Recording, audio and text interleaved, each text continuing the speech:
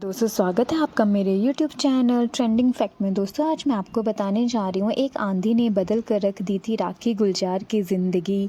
सालों बाद सामने आई तो पहचाना हुआ मुश्किल। जो दिल के ख्यालों में अपनी उदास आंखों को लेकर भी ज़िंदगी में रंग भर दिया करती थी गुलजार।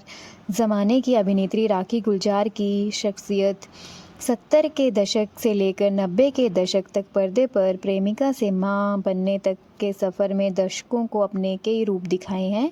15 अगस्त 1947 को राणागढ़ में जन्मी राखी इस साल अपना 75वां जन्मदिन मना रही है। देश के आज़ादी के बाद जन्मी राखी ने पर्दे पर अपने किरदारों से दर्शकों का दिल मोह लिया था। दोस्तों राखी ने 20 साल की उम्र में फिल्मों में एंट्री कर ली थी। साल 1967 में आई बंगाली फिल्म बधू बरण में वे पहली बार पर्दे पर दिखाई दी थी। इससे करीब 3 साल बाद 1970 में उनकी पहली बॉलीवुड फिल्म आई जिसका नाम था जीवन मृत्यु। राखी का फिल्म करियर और निजी ज़िंदगी दोनों ही काफ़ी चर्चा में रही। तो चलिए जानते हैं उनकी ज़िंदगी के बारे में दिलचस्प बातें। राखी एक ऐसी हीरोइन हैं जिन्हें जैसे रोल मिले इन्होंने सहजता से निभा लिए। कभी अमिताभ बच्चन की प्रेमिका बनी तो कभी सेक्रेटरी, और वक्त आने पर उनकी मां बनने के किरदार से भी पीछे नहीं हटी। दोस्तों राखी की पर्दे पर कई बेहतरीन फिल्में आई जिनमें शर्मीली, कस्में वादे, त्रिशूल, मुकद्दर का सिकंदर, दूसरा आदमी, जुर्माना, करण अर्जुन, बाजीगर शामिल हैं। पर्दे पर राखी का करियर बेहद शानदार रहा, लेकिन उनकी निजी ज़िंदगी में काफ़ी उथल-पुथल मची रही। राखी जब 16 साल की थी तब उनकी शादी बंगाली फिल्म निर्देशक और पत्रकार अजय विश्वास से हो गई थी। शुरुआत में तो सब ठीक रहा, लेकिन धीरे धीरे दोनों में अनबन होना शुरू हो गई और फिर दोनों ने तलाक ले लिया।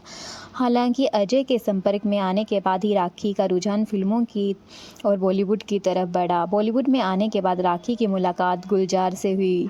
गुलजार उन दिनों बड़े फिल्म लेखक थे। इसी दौरान एक फिल्म पार्टी में राखी और गुलजार की मुलाकात हुई और एक ही नज़र में गुलजार राखी के दीवाने हो गए। दोस्तों दोनों ने कुछ समय तक एक दूसरे को डेट करने के बाद साल 1973 में शादी कर ली। हालांकि गुलजार ने शर्त रखी थी कि शादी के बाद राखी फिल्मों में काम करना छोड़ देगी और राखी मान गई थी। शादी के बाद दोनों की बेटी मेघना हुई, जो अब एक सफल निर्देशक और निर्माता बन चुकी है। राखी ने वादा तो किया था, लेकिन उनका फिर से फिल्मों की ओर जाने लगा। इसके बाद गुलजार फिल्म आंधी की लोकेशन की तलाश में कश्मीर गए तो राखी को भी अपने साथ ले गए।